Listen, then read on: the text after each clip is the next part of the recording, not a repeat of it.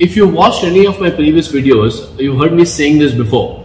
Marketing is the food for your business, because only when you obviously eat food will you be able to process that food, generate energy for your body to function. Similarly, marketing works like that because it helps you to generate leads. But I'm going to talk about a very different topic right now, and that topic is finances. Marketing may be the food of your business, but your finances is like the bloodline of your business. It's that one element of your business, that one function of your business, which every different function of your business is dependent on. And I believe it's the bloodline because it's actually the report card for your business. No matter what kind of business you're doing, it's the finances of your business which tells you whether you're in the right track or not, because bottom line, business is about the money. And I want to share with you some very critical mistakes which a lot of business owners do, because of which they mess up their finances and then compromise their business. They may be marketing well, they may be selling well, they may be serving their customers well, but they're still not in control of their business. And I think identifying these mistakes are going to be very critical so that you can solve these mistakes and actually manage your finances better. So one major mistake which a lot of business owners do when it comes to their finances is that they don't have principles, they don't have disciplines, and they don't have systems. And I want to break down each of these terms.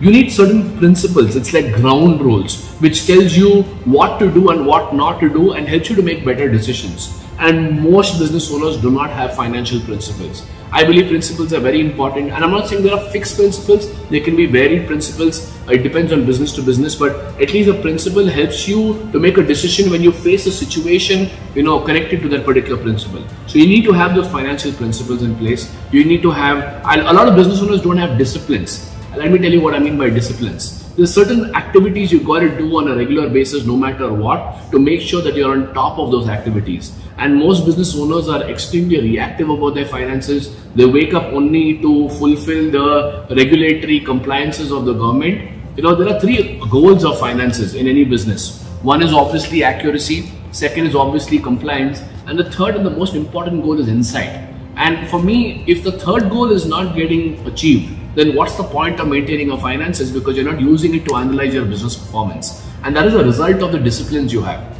And another area which people miss out a lot is basically systems. Systems which your business is adopting when it comes to your finances to reveal and measure your financial progress so you can make better decisions. So big mistake to summarize over here is that most business owners don't have principles, systems and disciplines to help them manage their finances better.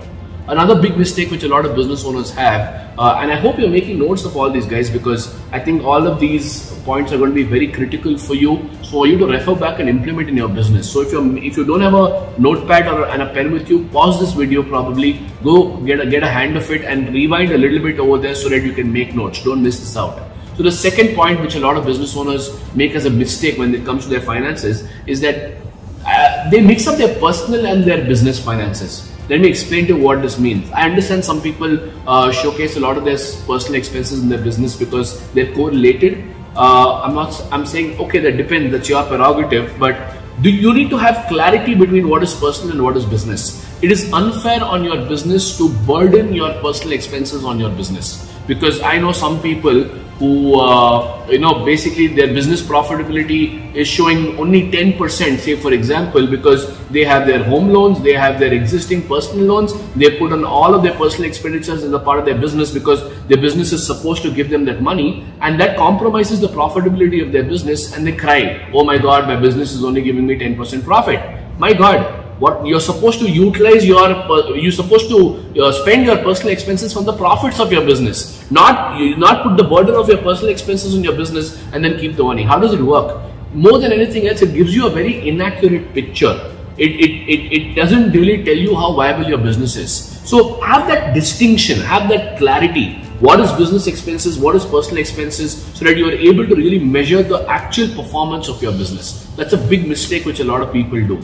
A third big mistake which a lot of business owners do is that they don't do analysis of their finances. How much are they spending on marketing? How much are they spending on operations? How much are they spending on their extracurricular activities, their overheads, their operational budgets? They don't do budget analysis to see whatever budget you had set out originally to achieve your goals. Are you on track? Have you exceeded? Have you fallen short?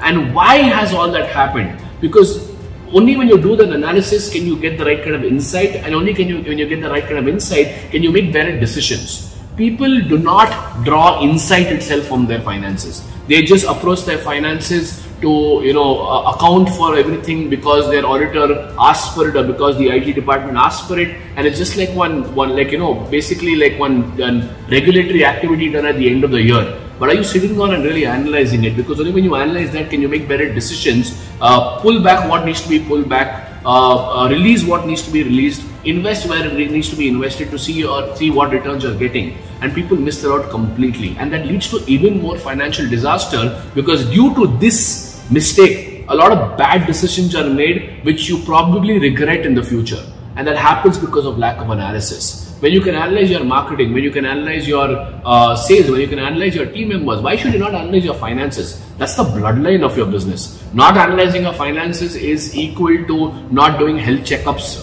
for your personal self. It's as good as that. Yeah, so it's a great correlation for you to connect the dots. And another major mistake which a lot of business owners make is that rather than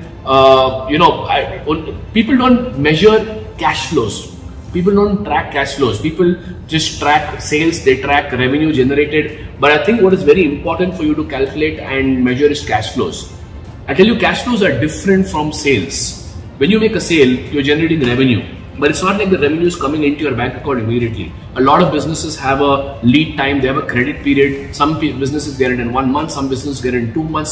Some businesses, the credit cycle is 6 months. So while you are measuring and tracking sales and revenue, it's also important to track cash flow, which is equal to tracking what is your inflow of money and what is your outflow of money, so that you know that you're constantly in a situation where your inflows are more than your outflows. Because if your outflows are more than your inflows, then you need to arrange for infusion of money, and that's not a great situation to be in. Of course, it happens. There are multiple methods to manage it, but having that clarity, what is your inflow, what is your outflow, is extremely important to make better financial decisions, whether it comes to investing money, or whether it comes to borrowing money, or whether it comes to following up to bringing in money into the business. And most people don't think about cash flow, they just think about revenue. There's no point of feeling happy that you have 50 lakh rupees or 1 crore rupees outstanding in the market.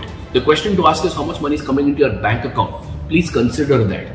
And I believe that these are the common 4 mistakes which people make, because of which they don't manage their finances better. If you like what I just shared with you and you thought it was useful, make sure you hit the like button. Make sure that you subscribe to this video so that you get access to more videos on similar topics, and make sure that you share this video with as many entrepreneurs as possible so that they also manage their finances better and get better results. In the meanwhile, I'm going to see you in my next video.